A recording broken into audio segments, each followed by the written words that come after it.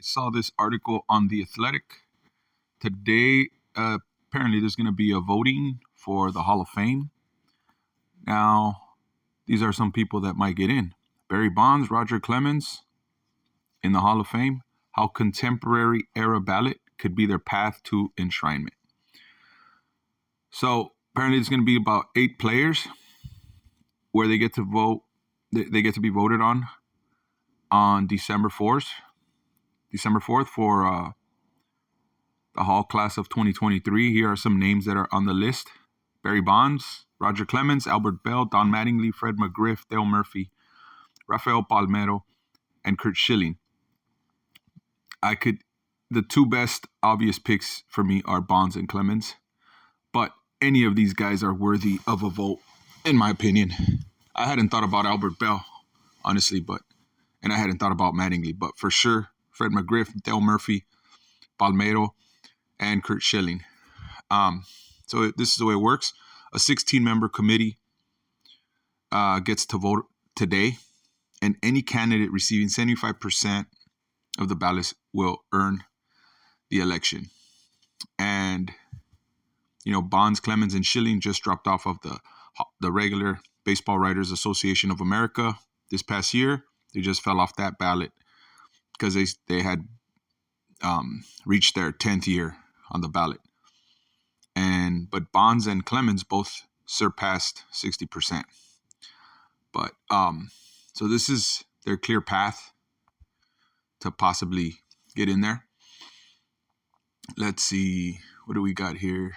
So how voting works: any candidates who receive votes on 75% of the ballots cast will earn election into the Hall of Fame and will be inducted into Cooperstown on July 23rd, 2023. This guy who wrote this article says that the best candidates to be enshrined are the Crime Dog, Fred McGriff, Dale Murphy, and that's pretty much it.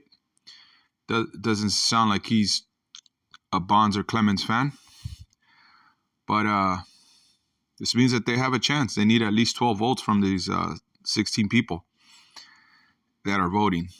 Now, there's going to be a ballot.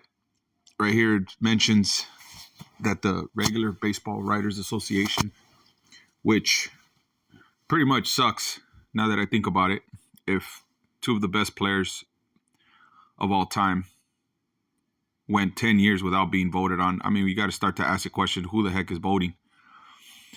So they put down Scott Rowland, Todd Helton, and Billy Wagner.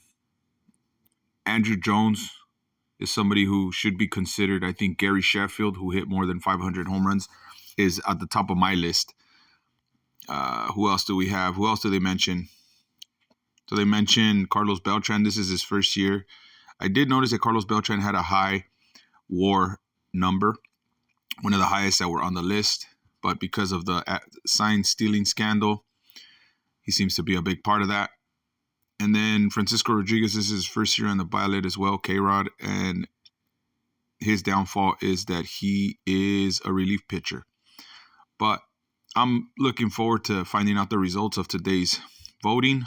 Hopefully, we hear that Bonds and Clemens are both going to the Hall of Fame. They need to be there, as well as Pete Rose.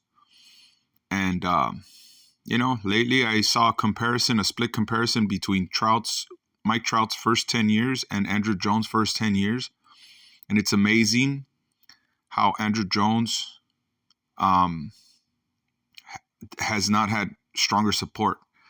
It has to do maybe the people that he's going in with. But for that 10-year period, he had one of the highest WAR numbers. There was only 2 players above him, A-Rod and Barry Bonds, both caught up in the PED scandal.